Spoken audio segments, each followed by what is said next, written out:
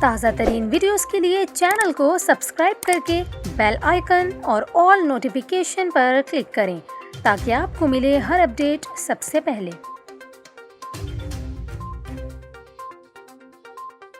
اور یہاں پر آپ کو خبر دیں، محکمہ موسمیات نے ملک بھر میں بارشوں کی پیشگوئی کر دی۔ محکمہ موسمیات کے مطابق مانسون کا تیسرا اسپیل آئندہ 24 گھنٹوں کے دوران ملک میں داخل ہوگا، جس سے مسلسل کئی روز تک بادل خوب برسیں گے، جبکہ موسم بھی انتہائی خوشگوار ہو جائے گا۔